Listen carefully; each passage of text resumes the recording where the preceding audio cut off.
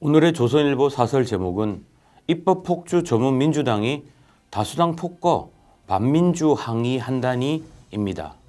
국민의힘이 다수 의석을 가진 서울시의회가 학생인권 조례를 폐지하자 민주당 시의원들이 다수당 폭거 반민주적이라고 비판했습니다. 서울시의회 구성은 국회와 정반대로 전체 111명 중 75명이 국민의힘 소속입니다. 3분의 2가 넘습니다. 학생인권 조례 폐지안은 국민의힘 시의원들로 구성한 특위에서 의결했고 국민의힘 출신 의장이 긴급 안건으로 상정한 데 이어 국민의힘 소속 시의원들만 참석한 가운데 가결됐습니다. 민주당 시의원들은 양당 교섭단체의 사전 합의도 의회 운영의 기본 절차도 모두 짓밟았다고 했습니다. 그런데 이런 일은 서울시의회보다 더 넓고 더 크게 영향을 미치는 국회에서 민주당에 의해 거의 매번이다시피 벌어지고 있습니다. 민주당은 헌정사상 초유의 선거법 단독 처리를 시작으로 공수처 설치, 검찰 수사권 완전 박탈, 대북 전단 금지법까지 무수한 입법 폭주를 거듭했습니다. 그 과정에서 이번에 서울시의회에서 국민의힘이 행한 절차와는 비교도 할 수 없는 반민주적이고 반의회적인 일들이 벌어졌습니다. 위장탈당, 회기 쪼개기, 안건 조정의 무력화 등이 일상화됐습니다. 민주당의 입법 폭주는 거의 모두 국민의힘 의원들이 없는 가운데 단독 처리한 것입니다. 지난 총선에서 압승하자 윤석열 대통령이 거부권을 행사한 양곡관리법도 일부 수치만 바꿔 본회의에 다시 올렸습니다. 운동권 셀프 특혜법이라는 민주유공자법은 국민의힘이 위원장인 법사위를 우회하기 위해 본회의 직회부를 일방 처리했습니다.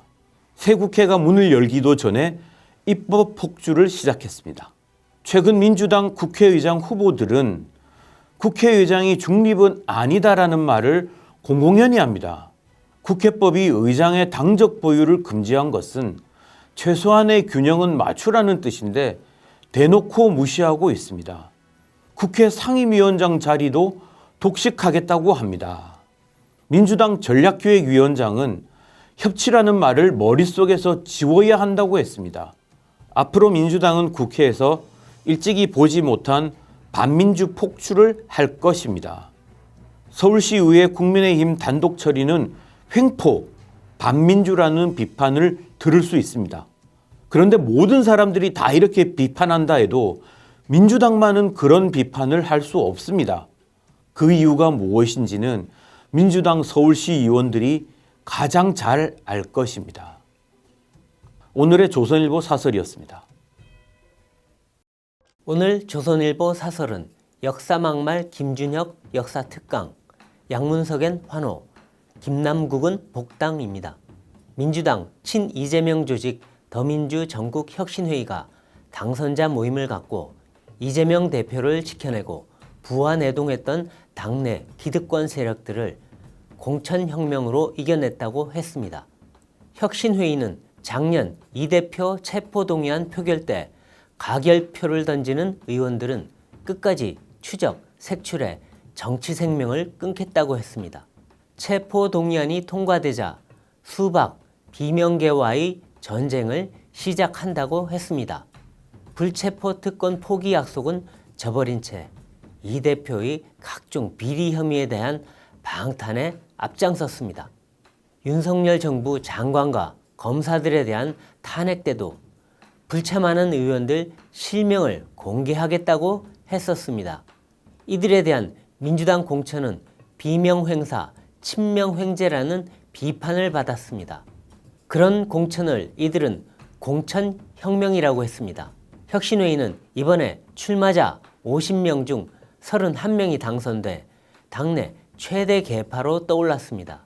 그 첫 모임에서 공동대표는 미군의 이대생 성상납, 퇴계 이황은 성관계 지존 등 막말로 지탄을 받았던 김준혁 당선자를 소개하며 보란듯이 역사학 특강을 듣겠다고 했습니다. 대학생 딸 명의로 사업자 대출을 받아 강남 아파트를 산 양문석 당선자인 멋지다, 전국구 스타라는 환호와 박수가 쏟아졌다고 합니다. 이날 모임엔 민주당 국회의장 출마자와 원내대표 후보가 모두 참석해 구애 경쟁을 했습니다.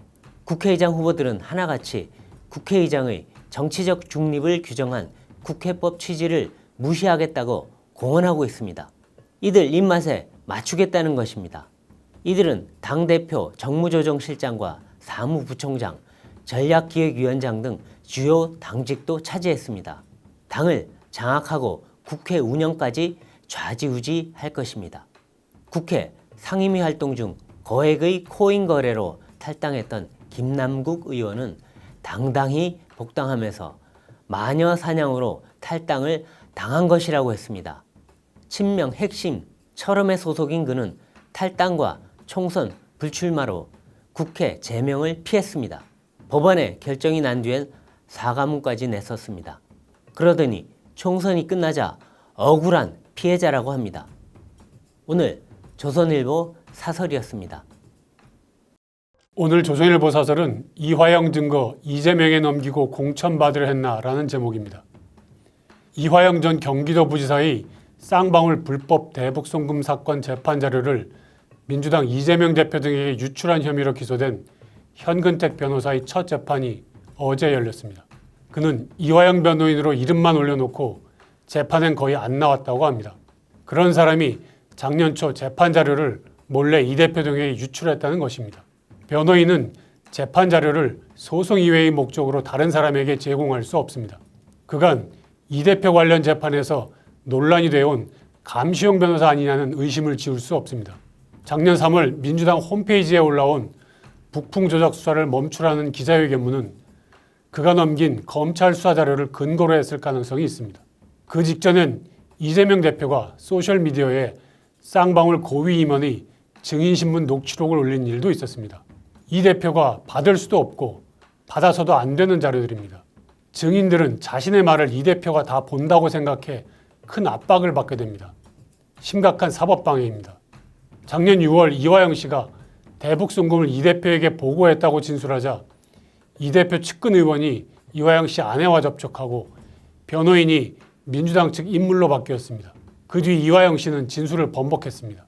민주당과 변호인들이 이화영 씨 재판에 목을 매는 것은 이화영 씨가 대북송금으로 유죄를 받으면 이 대표도 유죄를 피하기 어렵기 때문입니다.